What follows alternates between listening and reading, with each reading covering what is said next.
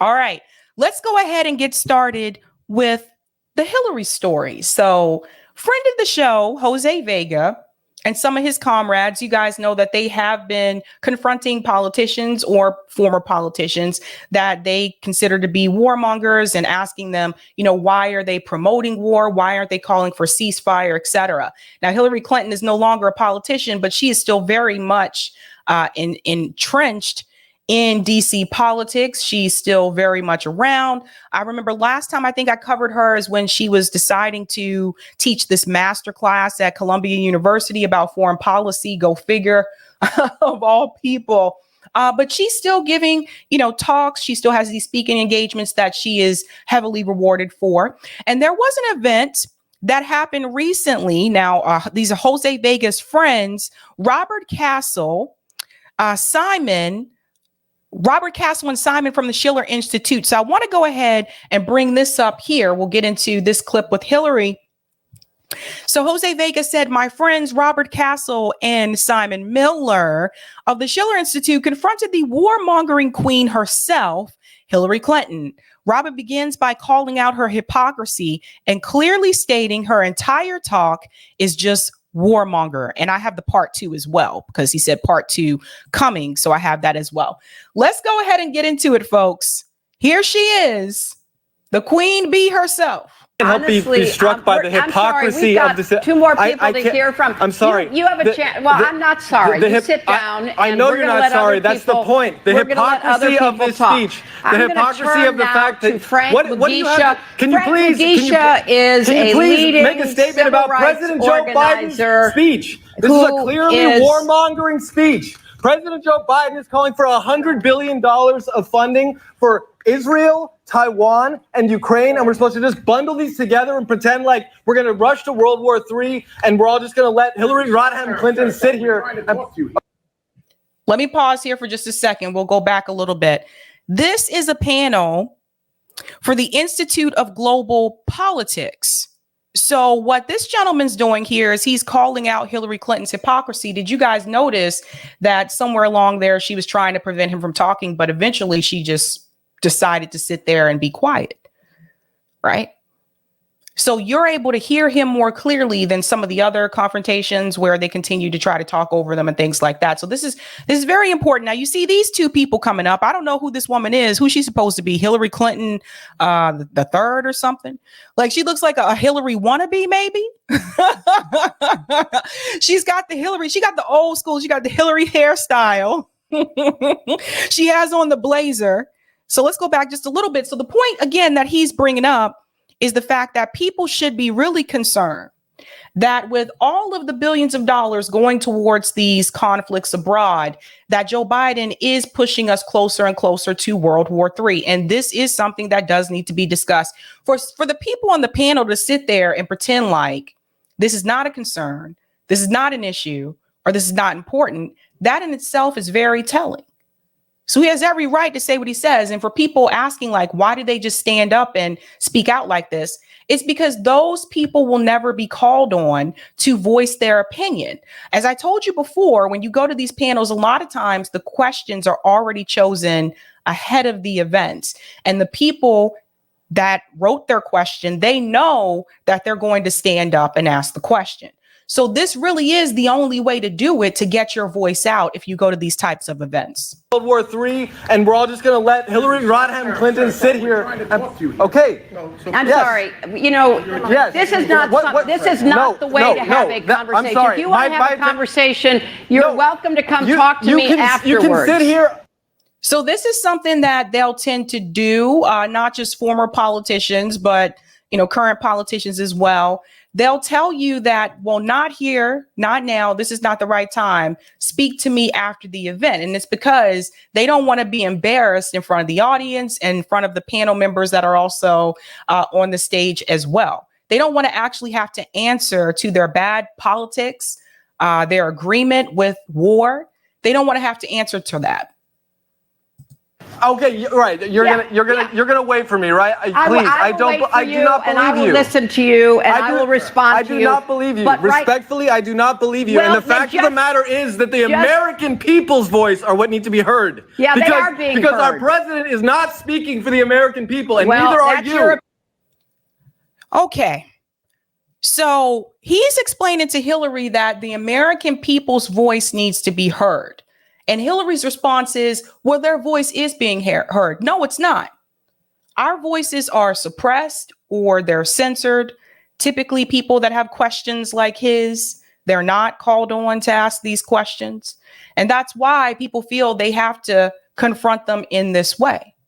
So again, here's Hillary. Again, we're going to talk about a class divide here. Hillary is a part of a class that I'm not a part of. And despite what some people have said. So she's a part of a class that I'm not a part of, that most of you are not a part of. And typically those people in those groups, typically they're not speaking to people that are not a part of their class. They're not in community with those people. They're not hearing those people's concerns unless they're trying to get elected. Then they'll go talk to those people. But see, the people like Hillary, the people like her that are in that class, to them, everything's fine. Everything's fine. And if you talk to people like this, like you ask them, like, how do you feel about all the things that are happening in the world? How do you feel about inflation? How do you feel about what the American people are having to deal with economically? To them, everything's fine. That's their reality. So, of course, you know, Hillary is going to defend Joe Biden. Because our president is not speaking for the American people, and neither are you. That's your opinion. That's your opinion. Yes, that's my opinion. Well, then sit down. We've heard your opinion. Thank you very much. Now. Here comes Karen Hillary. Sit down. We've heard your opinion. So first you say that the American people are being heard. He tells you that they're not being heard. He's trying to express how he feels. And you're like, okay, that's enough. Sit down. And this is exactly how they talk to people. Hillary Clinton is a very, very powerful person. Just because she's no longer a politician doesn't mean she's not powerful. She knows people that you and I will never, ever see. Some of them you'll never even see on media. So you got to think about the circles that Hillary Clinton is in. But this is how people like her, this is exactly how they think. How dare you approach me with these questions? How dare you ask me tough questions?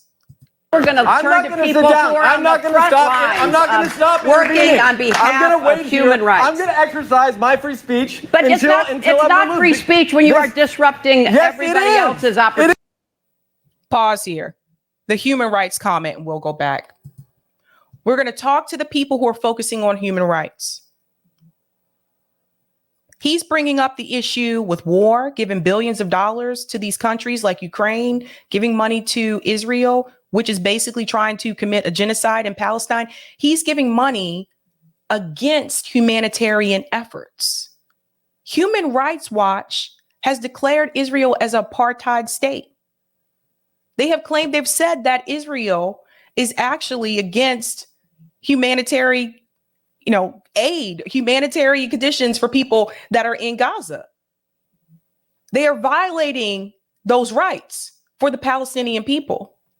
So the hypocrisy for Hillary Clinton to sit up here on a panel and talk about human rights. How are you going to talk about that when human rights are clearly being violated right before our eyes and you support the leadership that is doing so? You support it. So it was hilarious to me when she was added as she's going to teach a master class about foreign policy. She's a warmonger. She's a warmonger. She has no reason to be up on that stage talking about human rights. This is free speech. This is free speech, everyone. This is free speech. That is not free speech. This is people constructing narratives that are openly hypocritical. I'm sorry. The incredible hypocrisy. Maybe you could actually went with Eleanor Roosevelt to to bring this Declaration of the Rights of Man, John Foster Dulles was involved with the CIA. Oh, yeah. Well, you're brilliant in your historical cherry picking. The Pinochet regime. Could you please inform me about the United States? Okay, we are going. So she brings up historical cherry picking, but she does historical cherry picking as well. He's telling you the information that people like her and other mainstream media pundits are leaving out. He's filling in the gaps. Hillary's not going to tell you those things about the CIA. Could you please inform me about the United States? Okay, we're going to move on will you denounce Joe Biden? Will you denounce Joe Biden human rights, not just yelling about it? So, Frank. So he's talking about the speech that Joe Biden gave, the address that I covered a couple of nights ago. So as we said before about that address, Joe Biden was pro-war in that address. Joe Biden wasn't calling for a ceasefire. If you're trying to protect civilians, if you're trying to protect humanitarian conditions, if you're really worried and concerned about human rights, you would be calling for a ceasefire. You wouldn't say, I'm going to give them more money, because that's just going to escalate the conflicts. We all know this.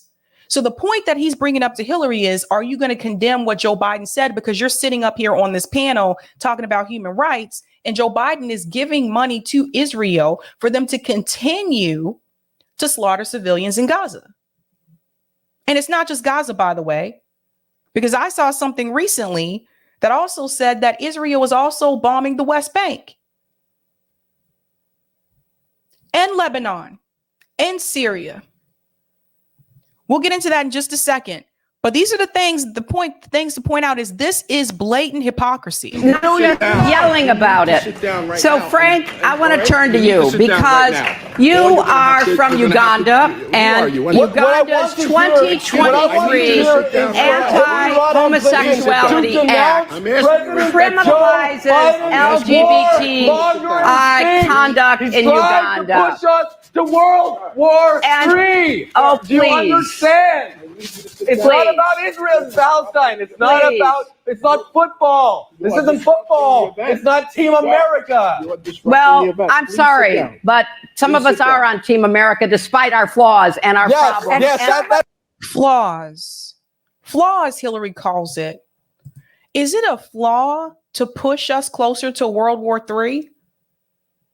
I think flaw is a bit safe, right? That's kind of soft. I don't think that is a flaw. That's deliberate. And Joe Biden's doing that to support the military industrial complex. That's what this is really about. That's not a flaw. A flaw is like, you know, this guy and he's pretty cool, but he got some flaws. One of the flaws that he has is that, I don't know, maybe he likes to interrupt you when you're talking some of the time. And that's kind of a flaw. Like he gets a little impatient and he tends to interrupt people. That's a flaw. Trying to push the country closer to World War III is not a flaw. That's a problem, a serious problem. But Hillary Clinton is going to downplay it to make it seem like it's not that much of a big deal. And I sincerely hope the people who are in the audience that are attending this really wake up. We are on Team America despite our flaws and our problems. Yes, that's me. And some of us, every person on this stage. You have to stop right now. You have to stop. Wait, I want to say one thing. Every person on this stage has risked their life, their income, their reputation, their careers, and what have you done other than stand up? So here we go with the elite bougie class shaming people who are not in their seat about not being where they are. This is something that is very common. You guys have seen this happen multiple times where people who are kind of like, I've won these awards, I've done this, I've done that. And if you're not in their seat up on that stage with them, they basically look down on you and think that you have not done anything. Does that sound familiar? That sound familiar? We had a conversation about that over the weekend. Different people, but we had a conversation about that over the weekend. People thinking that you're not doing anything because you're not in their seat.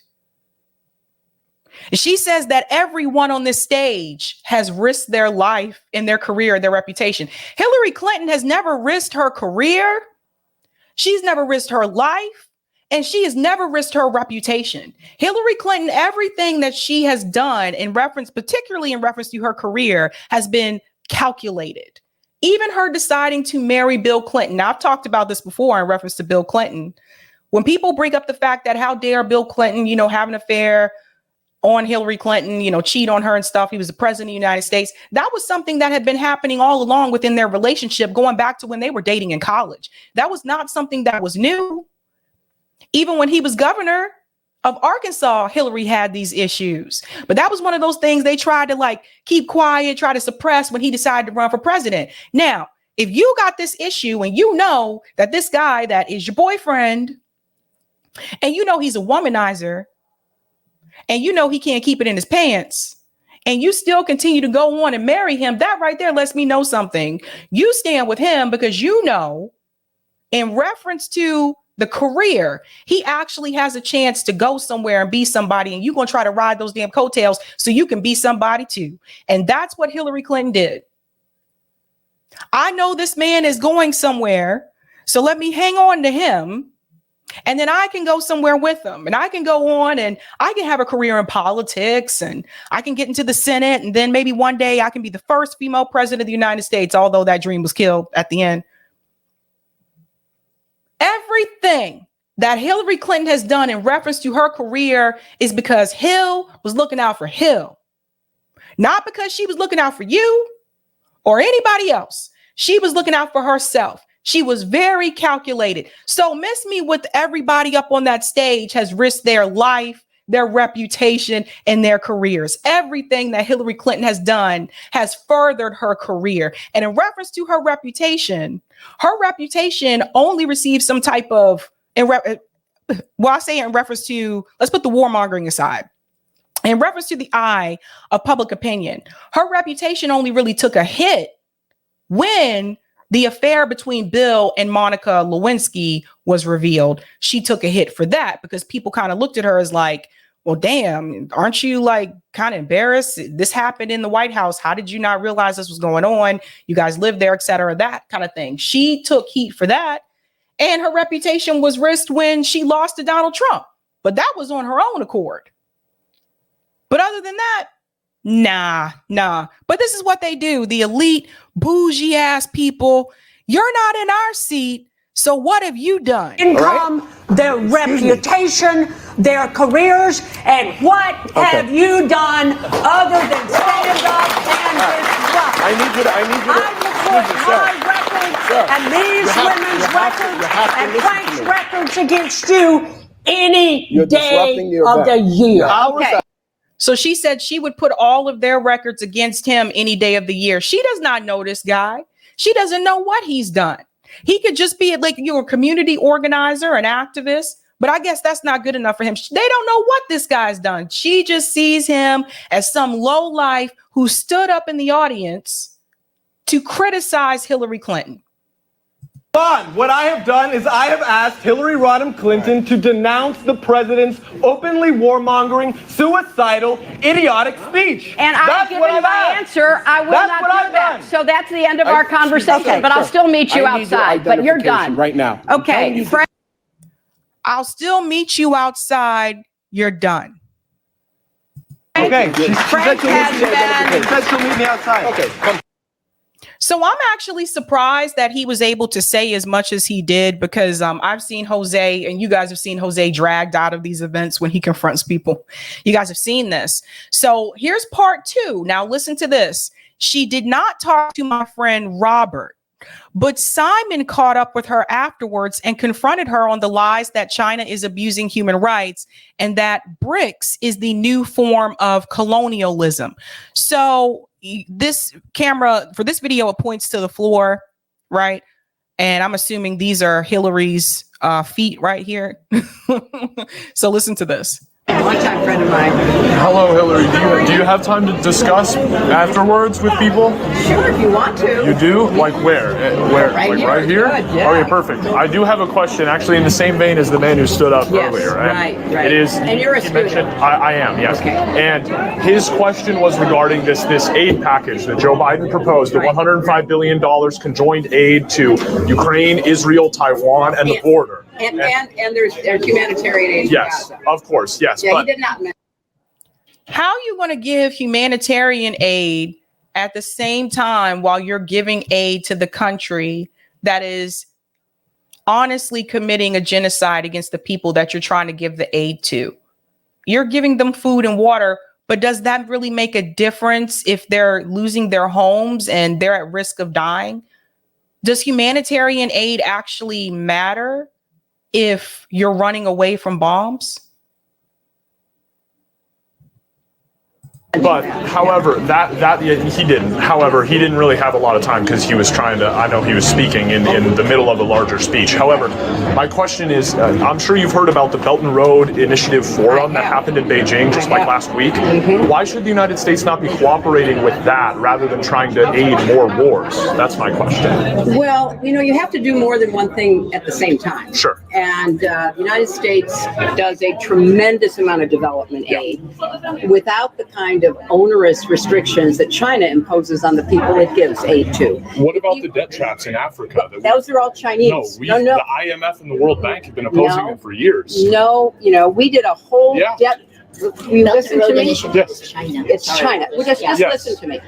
We did a whole debt relief program called the Jubilee in 2000. Yeah.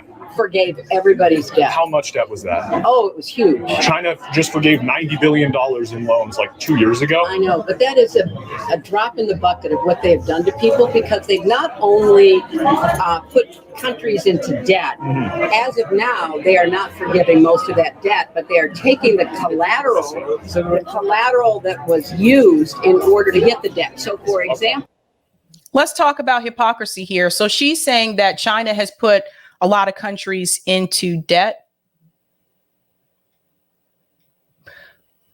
When the US government chooses to steal resources from other countries, implement regime changes, which in turn ends up destroying their economy, is the US government not putting those countries into debt, destroying their infrastructure, their community? How about countries like Haiti, Syria, Afghanistan? And another thing I want to point out, we're just going to go back for just a second. It's still 148. I want to say something about these shoes because we need to have a conversation. And this is more geared towards the men in the chat. These shoes that Hillary has on, these little pointy toe heels, just for the guys in the chat who are not aware, I just want to let you know, those shoes are very uncomfortable. I have tried to wear the pointy toe heels, whether they're flats, whether they have a heel or not. They are very uncomfortable because what happens is this part right here, this little curve here in the shoe, it rubs up against your toes. And when you lean forward, it hits the top part of your foot. So by the time you take off these shoes, you end up with a line across the foot. These shoes are not uncomfortable. They also squeeze your little pinky toe on the side there, just letting you know. So I never understand why people wear those heels. Anyway, we'll get back to this. For example, if they were going to help build a road, they wanted some kind of mortgage on your airport. And where have they done that? They've done it all over Africa. Which country? Uganda, they wanted to take the airport. They wanted to take the airport. Have they taken the We airport? want to offer another sovereign property. Yeah. Have they taken it, though? They tried to. They have not taken it, No, though. but they've tried Just to. to be clear, No. they haven't, though. No, but they attempted to, I and it was see. the United States that came in to help I Uganda see. avoid having to give their airport to China. you need to really study up on this. I appreciate that. Then my final question. And in the Philippines, it's the same thing. If you look, I mean, have they seized any sovereign assets in the Philippines? They control our electricity. Oh, how so? Like distribution of electricity. Like how so? Like you guys buy all your electricity from China? They can shut it down. They make corrupt deals. Because you guys buy it, or because they own sovereign assets? I think you have to. So what China does economically, Hillary Clinton is here saying that China makes corrupt deals with other countries. And for me, I'm just kind of like, why are you concerned? First of all, we don't know if that's true. Number two, why are you concerned with what China is doing economically? Shouldn't you be focused on what the U.S. is doing economically? They're concerned on what China is doing economically because China is expanding, is because economically China has actually advanced. We talked about this before on the show as well in reference to the banks. When we look at the top 10 banks in the world, China has most of the banks in the top 10. In fact, most in the top 5.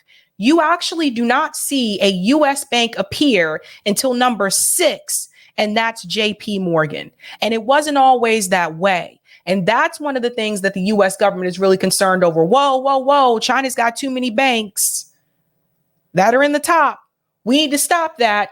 They're a competitor with us now economically, but they weren't thinking about China being a competitor when they decided to send U.S. jobs overseas to China.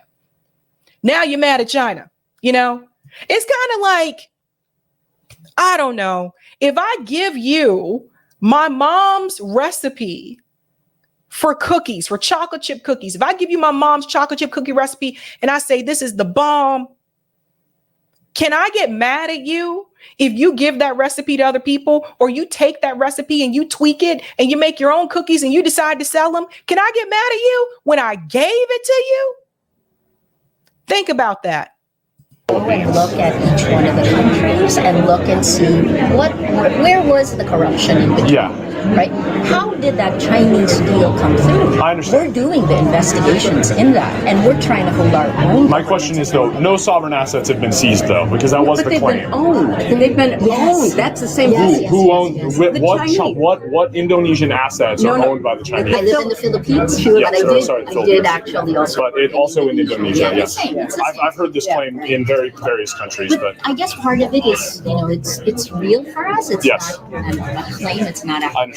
It's constant. I understand that. So I would suggest, why don't you really do a deep dive? Okay. You may still come up with the same opinions you have now. Yeah. But do a deep dive, because the whole Belt and Road Initiative was initially thought to be a very, it was thought, but initially, at the very beginning, it was thought to be a different form of development aid. Yeah. And, people were very enthusiastic about that. Why didn't the U.S. join? We were invited to join in 2015. No, we were not invited. We were. No, we were invited. President Xi Jinping has said that from the beginning. No, the United States has been invited to join.